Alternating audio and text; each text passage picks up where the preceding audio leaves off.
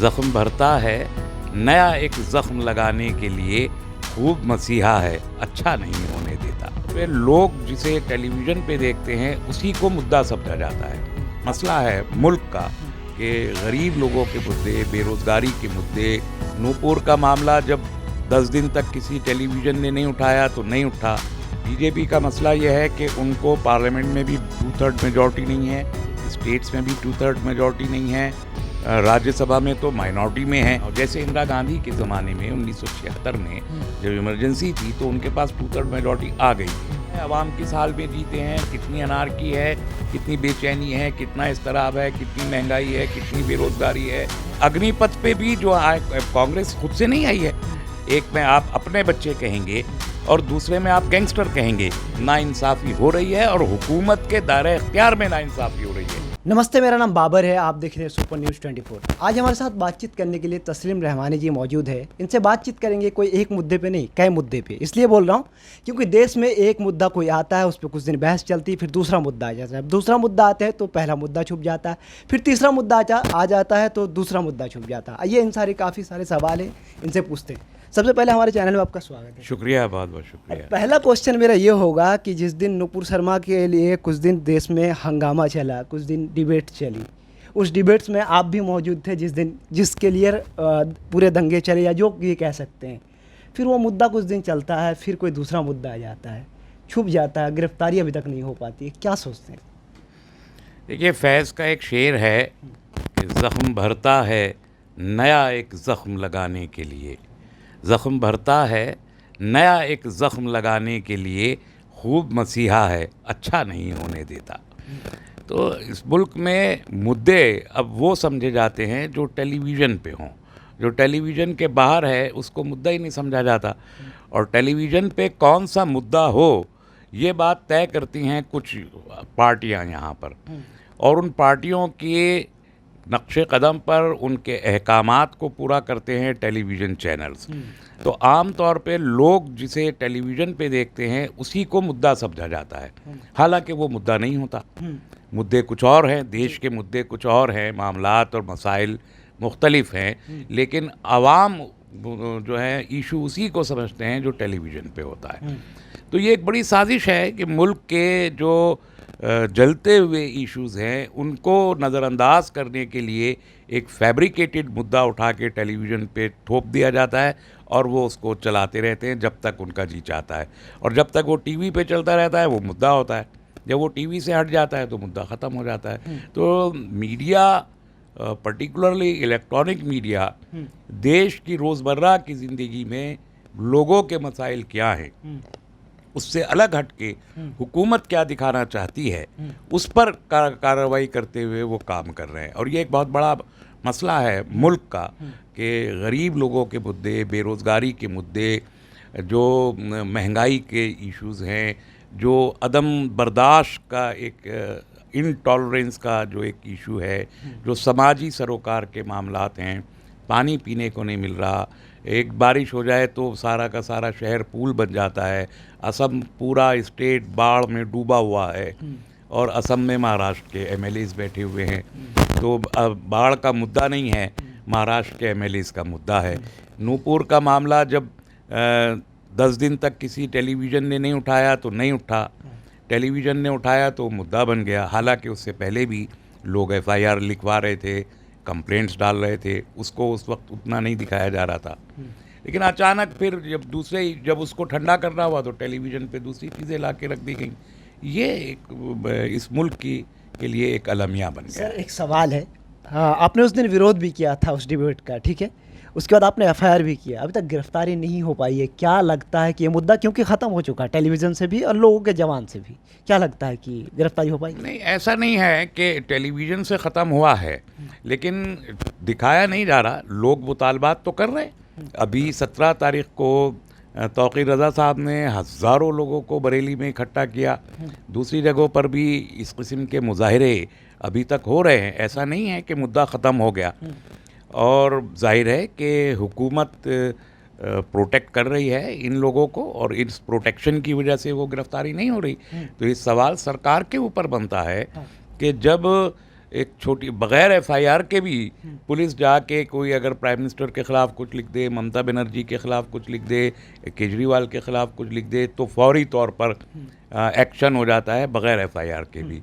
और यहाँ पर चूँकि बीजेपी की प्रवक्ता, साबिक़ प्रवक्ता वो हैं, उनके ऊपर एफआईआर हो जाने के बावजूद एक्शन नहीं हो रहा, तो जाहिर है कि हुकूमत की नीयत पे सवाल खड़े होते हैं कि उसकी जो सिलेक्टिविटी है, जो मैं बार बार कहता हूँ कि इंसाफ के दो पैमाने नहीं हो सकते, और अगर इंसाफ के पैमाने दो हो जाएं तो इंसाफ बाकी नहीं रहता, और जब इंसाफ बाकी नहीं रहता तो अमन को बरकरार रखने में बहुत ज़्यादा मुश्किल का सामना होता है। एक बीजेपी पे हमेशा ये मतलब लालछन लगता है कि कहीं ना कहीं बीजेपी मुद्दे को इसलिए उठाते हैं ताकि उसके जो मेन मुद्दे हैं उससे भटक जाए, लेकिन वो मुद्दे को दबा भी देते हैं। ज्ञान वापी को देखिए, उसके बाद नूपुर आ गया, नूपुर को ये बात देख लीजिए आप, अग्निपथ।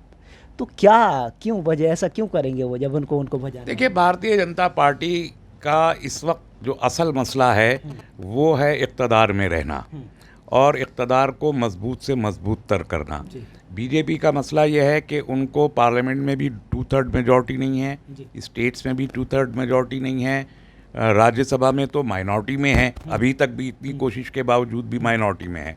ये बीजेपी की सियासी हिकमत अमली की बहुत बड़ी नाकामी है, जिसकी वजह से बीजेपी के जो लीडरशिप है उसमें और आरएसएस जो उनके मेंटोर हैं उनमें बहुत फ्रस्ट्रेशन है। तो वो जो भी मुद्दे उठाते हैं वो इलेक्शन से रिलेटेड होते हैं, और उसके लिए वो कोई भी तरीक़ा, चाहे वो अच्छा हो या बुरा हो, जायज़ हो या नाजायज़ हो, वो इसकी परवाह किए बगैर उसको काम करते हैं। जैसे देखिए, अरुणाचल से शुरू हुआ, अरुणाचल की सरकार को उन्होंने ख़रीदो फरोख्त करके गिरा दिया, मेघालय में हुआ, उसके बाद कर्नाटक की सरकार जो कांग्रेस की आई थी उसको उन्होंने ख़राब किया और बीजेपी ले आए, मध्य प्रदेश की सरकार को गिराया इस तरीके से, है ना। राजस्थान में बहुत कोशिश की, छत्तीसगढ़ में बहुत कोशिश की, वहाँ नहीं हुआ, लेकिन बाकी जगहों पे हो गया, अब महाराष्ट्र में हो रहा है। तो इनका मकसद बीजेपी का ये है कि किसी सूरत भी वो बाय हुक और बाय क्रुक 2/3 मेजॉरिटी लाएं, स्टेट्स में भी, पार्लियामेंट में भी।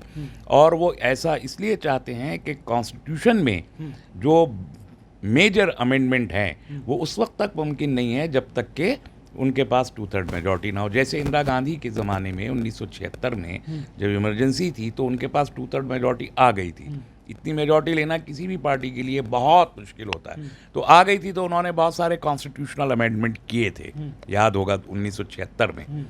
वैसी ही मेजॉरिटी बीजेपी चाहती है, और उसके लिए वो अवाम को क्या होता है, अवाम किस हाल में जीते हैं, कितनी अनारकी है, कितनी बेचैनी है, कितना इस्तराब है, कितनी महंगाई है, कितनी बेरोज़गारी है, बॉर्डर्स पे क्या हो रहा है, चीन कितने अंदर आ गया, कश्मीर की क्या सूरत हाल है, इसकी कोई परवाह रूलिंग पार्टी को बदकिस्मती से नहीं है। और अपोजिशन को भी, मैं तो सिर्फ रूलिंग पार्टी को नहीं कहता, अपोजिशन कहाँ है?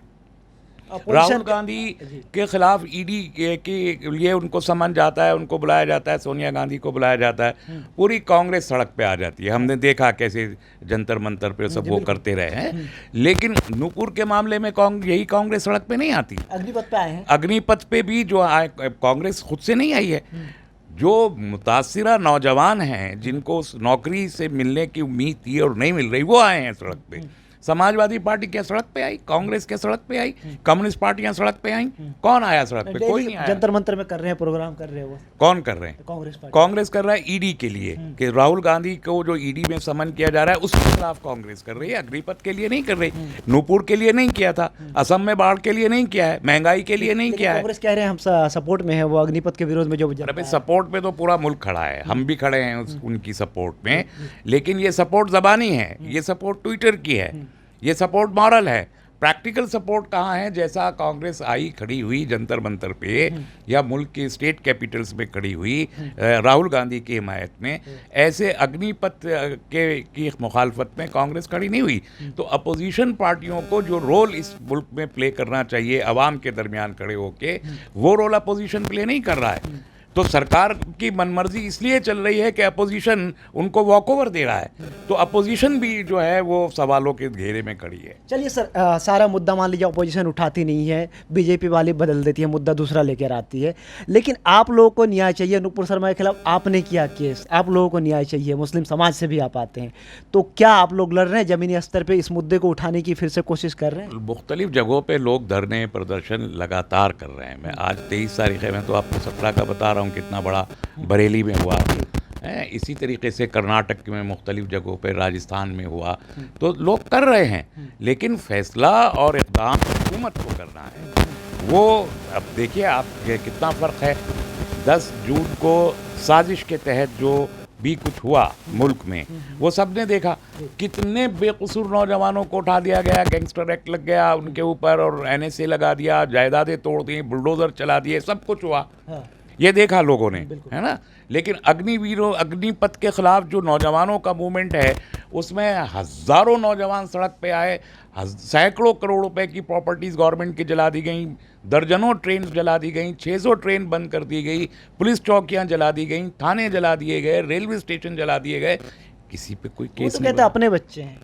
हाँ, तो इसलिए मैंने कहा कि इंसाफ के पैमाने अगर दो होंगे, एक में आप अपने बच्चे कहेंगे और दूसरे में आप गैंगस्टर कहेंगे, इसका मतलब नाइंसाफ़ी हो रही है और हुकूमत के दायरे इख्तियार में नाइंसाफ़ी हो रही है। इसीलिए मैंने कहा कि ये मुल्क में इज़्तिराब और बेचैनी बढ़ती रहेगी जब तक आप अपने बच्चे और दूसरे के बच्चे कहते रहेंगे। ये ज़ालिमाना बयान है जिन लोगों ने भी दिया, जुल्म किया, ये कहकर कि ये वाले बच्चे हमारे, वो तो अब प्राइम मिनिस्टर का वो नारा झूठा साबित कर दिया जिसमें वो कहते हैं कि सबका साथ, सबका विश्वास और सबका प्रयास, उसको वो झूठ बोलते हैं, ये साबित कर दिया ये कह के। एक ही हफ्ते के अंदर अंदर पूरे मुल्क ने देख लिया कि एक तबके की जायज़ मुतालबे को आपने गैंगस्टर बना दिया, NSA लगा दिया, बुलडोज़र चला दिया, आशियाने आपने जला दिए, लूट लिया लोगों को। और दूसरी तरफ जिन लोगों ने उससे 10 गुना ज़्यादा प्रोटेस्ट किया और बिल्कुल गैर कानूनी तौर पर किया, उनको आपने अपना बच्चा कह के छोड़ दिया। चलिए सर, हमारे साथ बातचीत करने के लिए बहुत बहुत शुक्रिया। शुक्रिया। तो ये थे तस्लीम रहमानी साहब, जिन्होंने सारे सवालों का जवाब बेबाकी तरह से दिया। इस तरह की तमाम खबरों के लिए देखते रहिए सुपर न्यूज़ 24। धन्यवाद।